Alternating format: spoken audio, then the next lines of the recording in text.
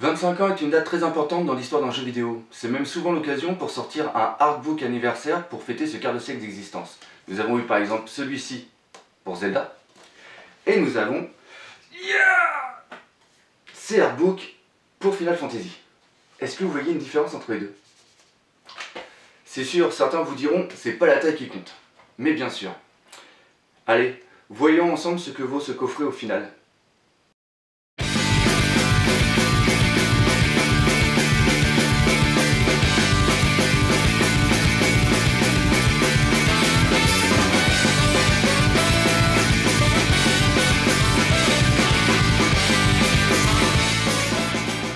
Alors la première chose qui m'est venue à l'esprit quand j'ai eu ce coffret entre les mains, c'est putain, ça c'est du coffret. Désolé d'être vulgaire, mais c'est vraiment ce que j'ai pensé. J'avais déjà vu sur internet des vidéos ou des photos de ce coffret, mais je ne m'attendais pas à quelque chose d'aussi lourd. Et quand je dis aussi lourd, c'est vraiment au sens propre du terme. Ce coffret fait plus de 4 kg. Et vous pouvez voir sur le côté là, les artbooks sont vraiment très épais. C'est vraiment ce qu'on adore et la qualité est vraiment très bonne. Je vais vous expliquer pourquoi. C'est-à-dire que quand on fait ça, les artbooks ne tombent pas. Ils sont vraiment bien mis dedans et ça j'ai apprécié. Donc au niveau de la finition, rien à dire, hein, c'est du Square Enix. Nous avons ici le titre du coffret, donc Final Fantasy 25th Memorial Ultimania. Donc nous avons en haut un petit dessin de chaque héros fait par Amano, avec ici les 7 premiers et après les autres suivants. Sur le côté, nous avons pareil les différents portraits avec le titre et Square Enix en bas. Et sur l'arrière, ce qui est sympa, c'est que nous avons tous les sigles de tous les Final Fantasy qui seront présentés à l'intérieur.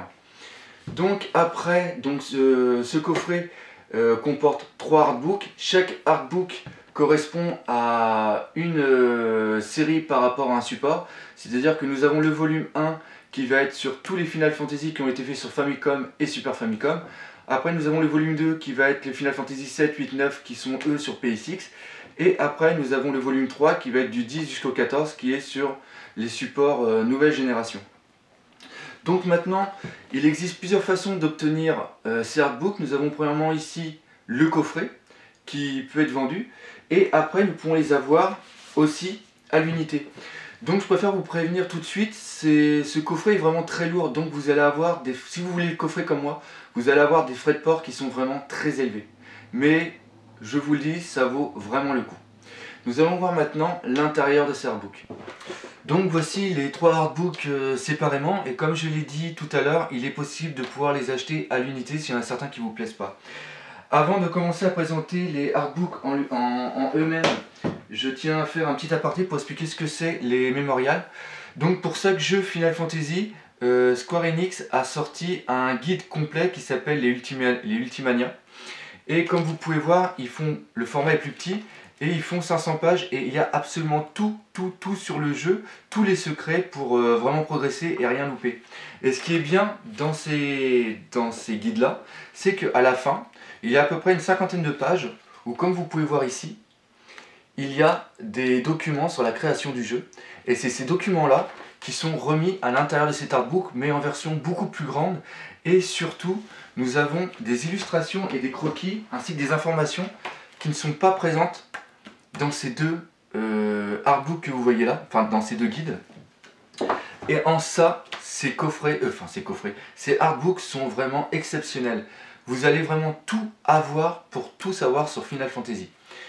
Donc, nous allons voir premièrement chacun en détail avec, je pense, ce qui vous intéresse le plus, un plus gros focus pour le Final Fantasy VII dans cet artbook.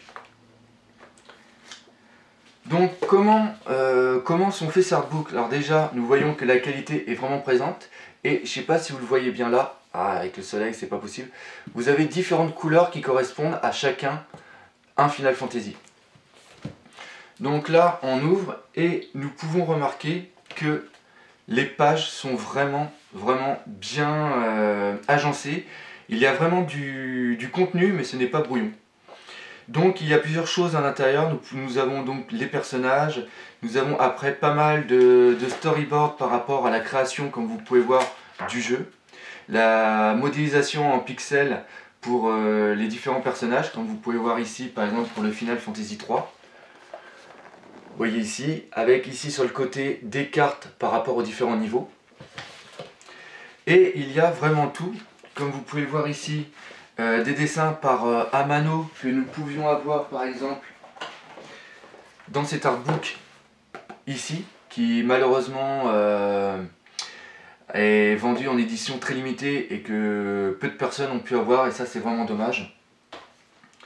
Donc comme j'ai dit, vous voyez ici, là nous avons par exemple les différentes invocations avec Odin, Ifrit, et vous avez après ici tout en bas la modélisation en pixels 2D, et c'est exactement pareil pour les monstres. Comme vous pouvez voir ici, vous avez le dessin du monstre, et dans le petit carré noir qui est juste au-dessus, vous avez tout ça en pixels. Donc ça c'est vraiment très très bon, et c'est quelque chose que j'adore, avec bien sûr, vous reconnaîtrez ici les dessins d'Amano qui sont dans l'autre artbook par exemple, et c'est tout ça. Nous avons aussi les modélisations des jeux quand ils ont été faits, par exemple ici c'était pour l'intro de la PSX, et là ici c'était pour le jeu sur GBA que vous pouvez voir ici. Et vous voyez tout ça, c'est vraiment magnifique, superbe. Et comme je l'ai dit, je vais vous faire voir là, ça va être un peu plus facile. Voilà, vous voyez par exemple ici, attendez, pour Final Fantasy 1, vous avez par exemple ici des illustrations que vous pouvez voir ici, qui sont celles d'Amano, qui sont exactement les mêmes que nous avons dans cet artbook.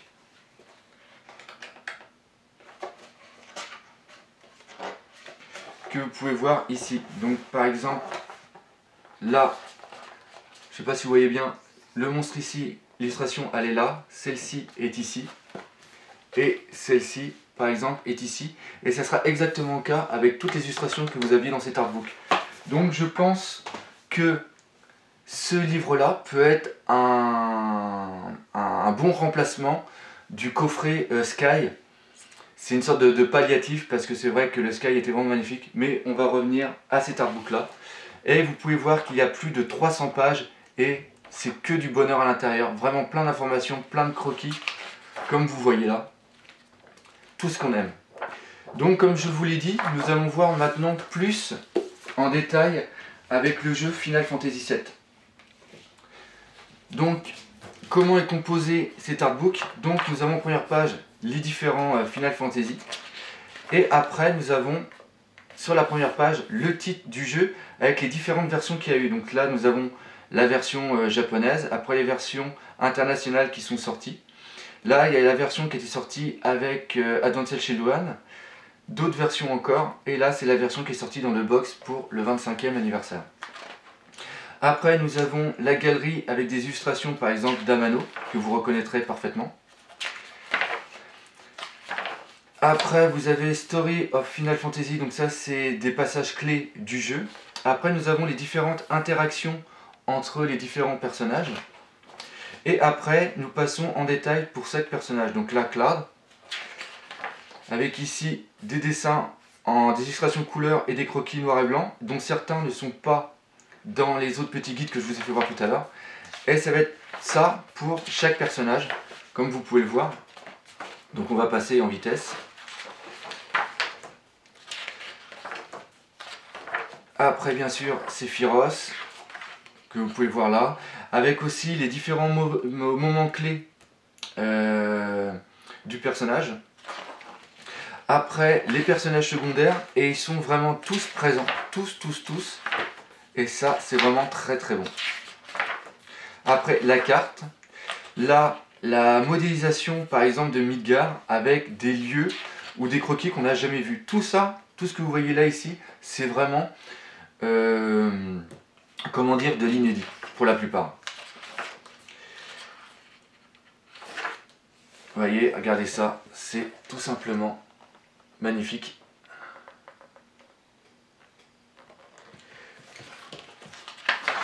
Donc c'est une véritable encyclopédie, et comme je l'ai dit tout à l'heure, là nous avons les différents monstres qui ont été dessinés et modélisés en 3D polygone. Vous pouvez les voir par exemple ici. Par exemple le bateau que vous voyez en bas, les différents monstres. C'est vraiment des livres qui sont très complets. Et c'est un pur bonheur de pouvoir les regarder. Regardez par exemple là Sephiroth dans sa forme finale. Moi personnellement j'ai presque eu un orgasme quand j'ai vu ça, car Final Fantasy VII est pour moi l'un de mes jeux fétiches et c'est vraiment excellent. Donc là les différentes invocations comme vous pouvez voir, avec par exemple tout en bas les chevaliers de la table ronde, l'invocation que nous pouvions avoir grâce à un chocobo noir qui nous permettait d'avoir accès sur une île. Et après vous avez ici les différentes storyboards par rapport à l'animation des différentes invocations. Donc quand je vous dis qu'il est vraiment complet, c'est vraiment complet. Et nous avons exactement la même chose pour chaque Final Fantasy. Et c'est ça qui est vraiment très bien.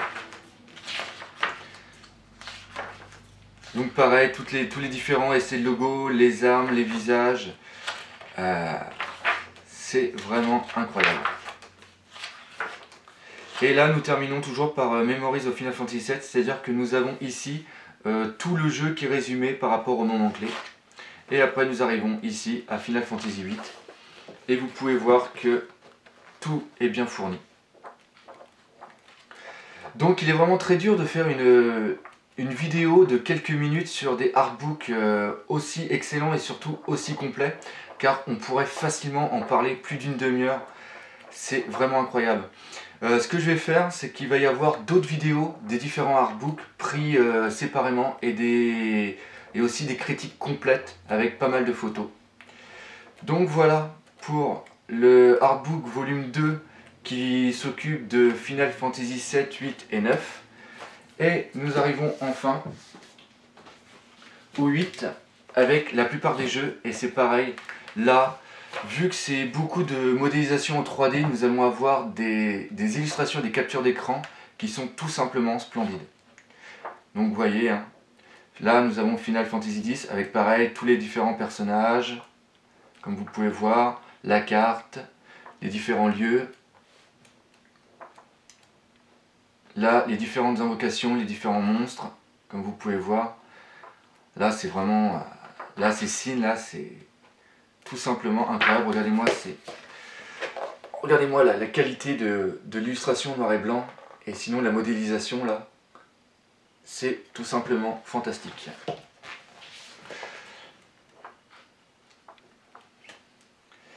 Donc après, là, nous passons toujours sur le 10. Après, là, nous sommes sur le 11. Que j'ai jamais joué.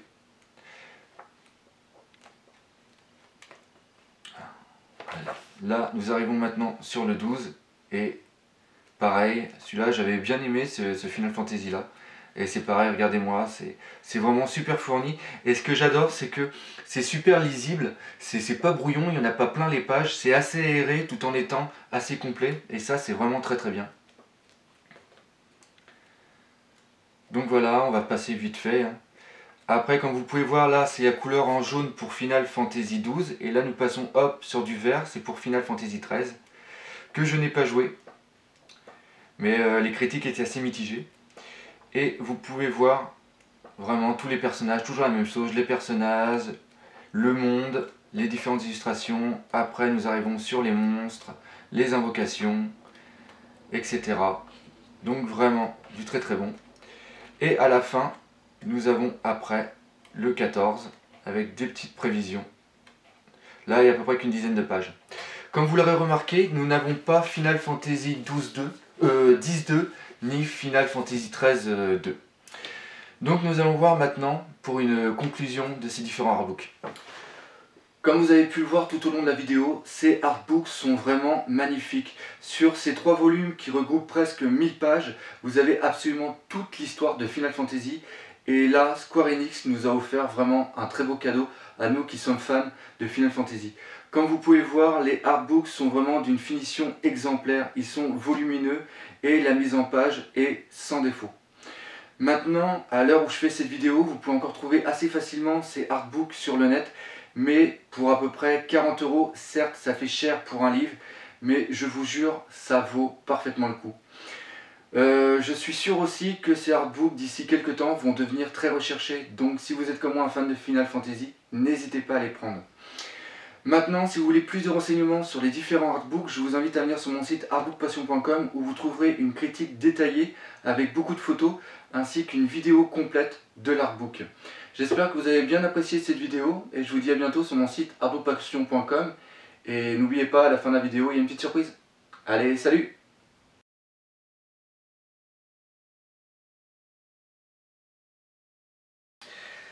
Allô, Link? Oui, c'est Artbook Passion à l'appareil. Dis, je viens de voir ton artbook là que t'as eu pour tes 25 ans, il est quand même assez petit comparé à ceux de Final Fantasy. Ouais, c'est comme ton épée, je trouve qu'elle est même assez petite comparée à par exemple celle de Cloud. Ouais, vaut mieux une petite vivace qu'une grosse molasse. Ouais, mais celle de Cloud elle est grosse et puis il sait bien s'en servir. Comment ça, c'est pas ce que Tifa t'a dit? Mais t'es sûr qu'on parle toujours d'épée là?